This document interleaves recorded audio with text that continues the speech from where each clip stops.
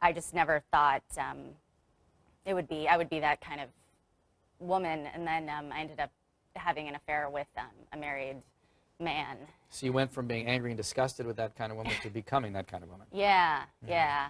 And I only recently, I have over like 2 years sobriety, and I was really partying a lot when I did that.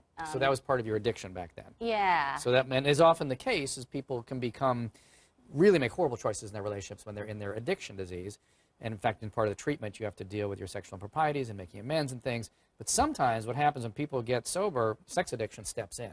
Is that what happened with you? Yeah, I started sexually acting out, and I was really reluctant to identify that way, because like the joke that I made is, my therapist always says I kind of deflect with humor. So, yeah.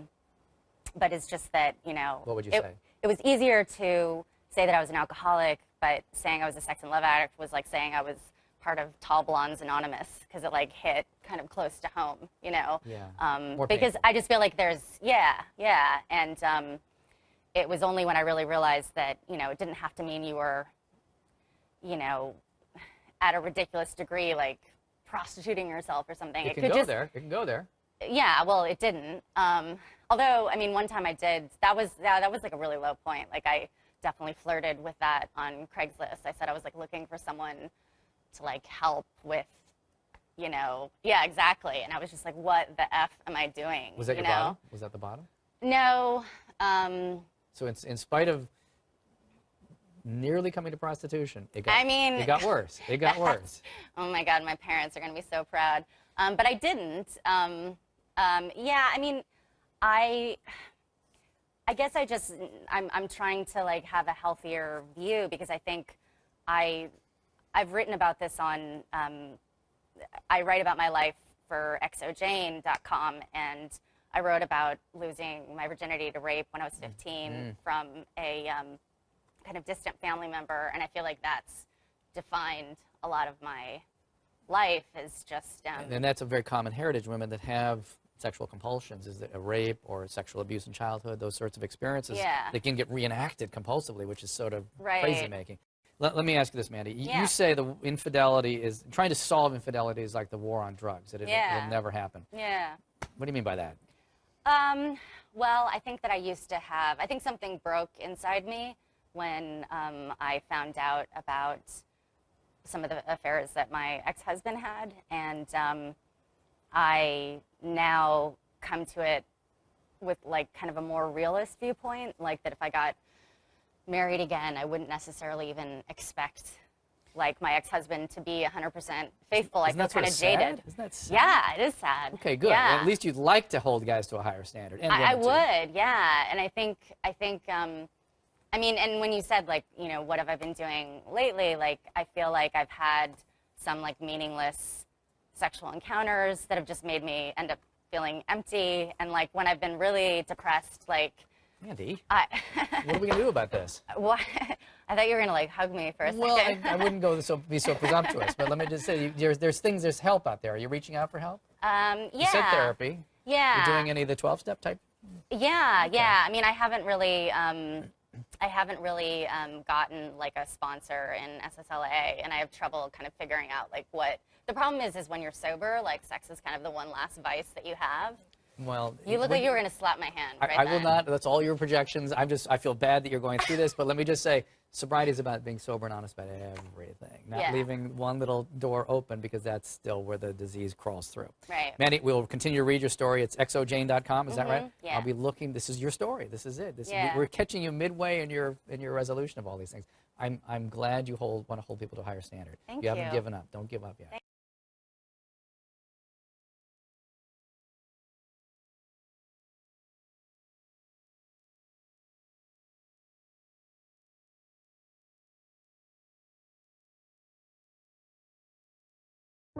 Sex addiction, for me, that came in the form of unprotected sex with people I did not know.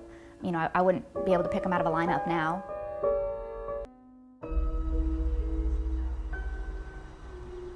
I knew something was wrong with me for years, but I didn't know what it was. I really felt alone and lost, and I became hopeless. Addiction is a genetic brain disease. It's hereditary, passed down through generations. I was born an addict. Every addict is born an addict. It's just whether or not that is going to be triggered into active acting out. For years, Jay struggled with an addiction with no clear understanding of what had caused it.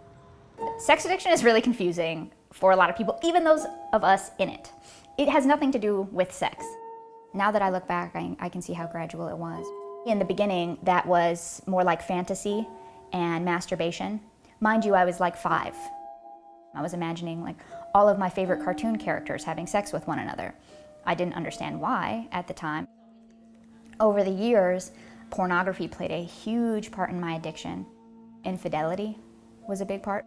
I didn't understand boundaries. I had no intimate or emotional connection with sex at all.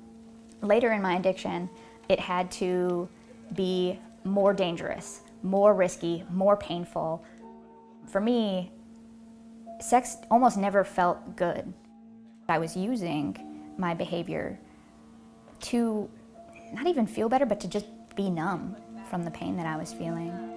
As well. When you say you shut yourself off to the outside world, that's interesting because most people think sex addict, you must have been having multiple affairs and sexual relations. So this was within your own relationship? Yes, this was within my own relationship, and although I was aware that I was having these feelings, I didn't realise it was an addiction at the time, and I felt very ashamed that it was all I could think about. So in an average day, how many times did you crave sex? How many times were you having sex? And your partner, husband at the time, I mean, I just think a lot of men would be going, how lovely.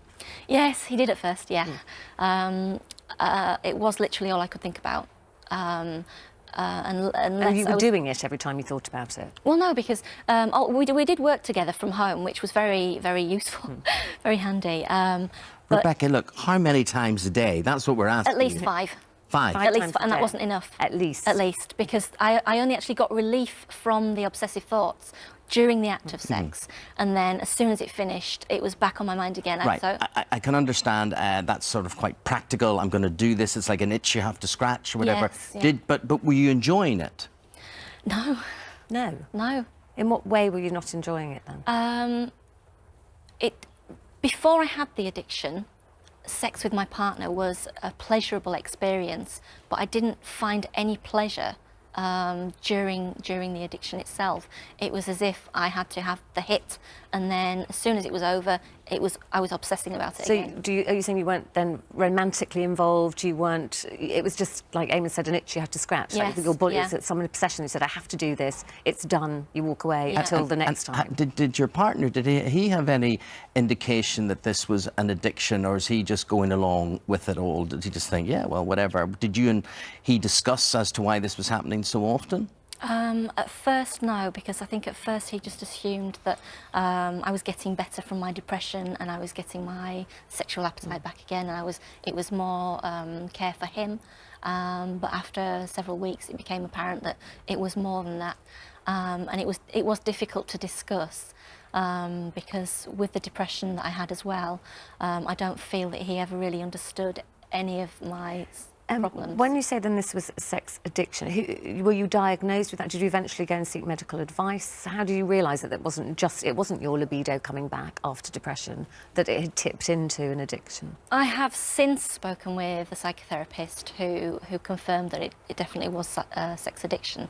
I don't actually like the term sex addiction itself, because unlike other addictions, like substance addiction, for example, alcohol addiction, I don't feel that it's the same thing. I felt it was more of an obsessive compulsive behaviour. In your first 20 years of marriage, how many women did you have affairs with? I think it's around 30 to 35. And then there were prostitutes in addition? Yeah. And then there was pornography in addition? Yep. Why couldn't you be faithful? Yeah, I tried. You're just completely powerless against this thing that takes you over, whether you want to call it an addiction or a disorder, whatever label you want to put on it. There's no choice. How did you feel if you didn't have sex? How would that make you feel? You know, you get the shakes. It's really a classic case where you need the drug. Is it like meth or heroin? There's a lot of parallels, at least in terms of the chemistry. You need a hit, right? And you want to attain that hit for as long as you can. What was the longest you could go without the need to have an orgasm? You know, probably a day or two, a couple days. And then, you know, on that third day, you just go crazy. Now, here's the question. Okay, he says he's a sex addict, and it sounds impressive, but the American Psychiatric Association says no such thing as sex addiction. Right, the DSM-4, which is sort of the Bible for psychiatrists that lists all the diagnoses, does not have sex addiction as an actual disorder. But I'll tell you, I talked to many psychiatrists who believe that it really is, and when they bill it as impulsive behavior or something else. Well, yeah, but anybody can have a compulsion. I mean, I bite my nails. You know, some people can't stop going to the refrigerator for 2 minutes. Some people, everybody has something. This guy's thing is that. But the idea of creating a disease and calling it something, for a guy, I'd like to rob every bank I see because I'd like to have all the money in the world. But I don't because I know I shouldn't. Right. But I respect my wife. And you know, that's just the way I am. Right. I could go cheat on her every day and I would call it an addiction. Right, but what psychiatrists would say is if you are doing something that is a problem in your life and you can't stop it, you're an addict. So this is a guy whose children, his teenage children, found his stash of video porn and he was horrified, but he kept doing it. This is a guy who woke up at 4 in the morning to watch 3 hours of porno before his wife woke up. Jeez. And he said he wanted to stop, he wanted to stop, he wanted to stop, and he couldn't. And what's he doing now? He's working. He has been through a treatment program similar to the one that Woods is said to have attended, and he has gotten beyond his addiction. It took him a lot of work, but he did. But he said, what was interesting to me is that he said it wasn't fun. It just got to this point where he was like a meth addict taking meth, and he didn't actually enjoy it. So let's listen to what he had to say about that. Yeah, let's do. Some people will say, wow, what a guy. He managed to meet women in elevators and have sex with them. Yep. And what would you say? It wasn't fun at all. It's just not a good time. When you get to that point, you've already tried to quit. You've already tried to modulate your behavior, to control aspects of it. Your life is completely out of control. A lot of guys just have affairs, but they're not sex addicts. How do you separate the two? For me, there's a physical aspect to the withdrawal. If you're going to orgasm 5 or 6 times a day, you're flooding your brain with a lot of chemicals. It's pretty powerful. What? Yeah. He's gone, Kuiper.